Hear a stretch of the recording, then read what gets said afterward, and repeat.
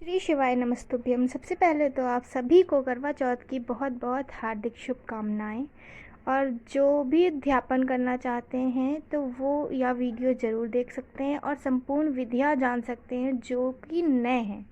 चलिए हम जानते हैं पंडित प्रदीप मिश्रा जी के द्वारा। करवा चौथ के उद्यापन में लिखा है, करवा चौथ के उद्यापन में लिखा है, आप लोग करते होगे ना करवा चौथ का व्रत। उसका जब उद्यापन होता है तो एक थाली में 13 जगह पर 4-4 पूड़ी रखी जाती है। आप लोगों को तो मालूम होगा, आप लोगों ने करा होगा करवा चौथ का उद्यापन। एक थाली में 13 जगह पर पूड़ी और सीरा, सीरा मतलब हलवा रखा जाता है। और रखने के बाद में उसके ऊपर एक पत्तल रखकर उस पर सुहाग का वस्त्र, साड़ी, 5 वस्त्र, सुहाग सामग्री सब उस पर रखी जाती है। और रखने के बाद में हाथ में कंकु, चावल, हल्दी लेकर, संकल्प लेकर उस थाली पर से घुमाया जाता है। कामना करी जाती है, हे चौथ माता, हे करवा चौथ, हे चतुर्थी माँ,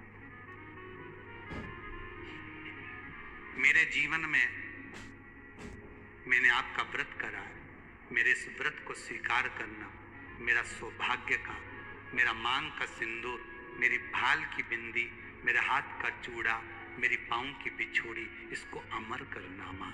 और जो ये वस्त्र मैं दे रही हूँ, इस वस्त्र को मैं जो प्रदान कर रही हूँ चौथ माता, इसको स्वीकार कर कर मेरी भी चुनड़ी को लाल बनाए रखना।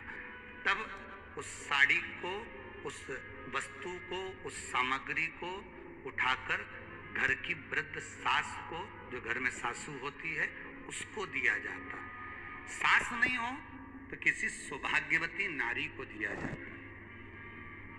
उसके बाद में आप फिर ब्राह्मणों का भोजन कराओ, बड़े प्रेम से बुलाओ और ब्राह्मण ब्राह्मणी का भोजन कराओ। अब आज के जमाने में जो करवा चौथ का उद्यापन होता है, उसमें जब समाज की माता उद्यापन करती है तो केवल स्त्री को भोजन करा देती है, पुरुष को नहीं कराती। पर करवा चौथ के उद्यापन में लिखा है कि ब्राह्मण का भोजन होना चाहिए, उसके साथ सौभाग्यवती नारी आए, उसकी पत्नी। पर अपन ने तो सोचा कि चौथ माता को उद्यापन केवल स्त्री को खिला, उद्यापन का पूर्ण फल मिल जाएगा। नहीं, उसका सुख नहीं, उसका आनंद नहीं।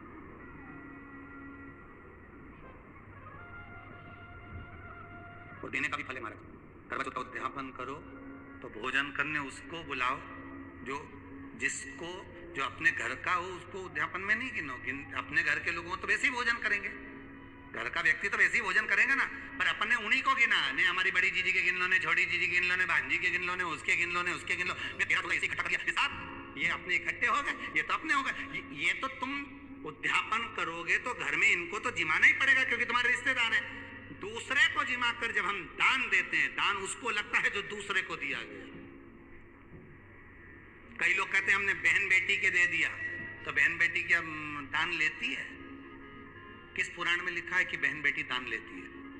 हमको वो भी बताना कि बहन बेटी दान लेती है, क्योंकि बेटी तो खुद कन्यादान में जाती है। बेटी का कन्यादान होता है, वस्तु का दान नहीं। बेटी खुद दान में दी जा रही है, कन्यादान में। बेटी कभी दान नहीं लेती महाराज, बहन बेटियां कभी दान नहीं लेंगी।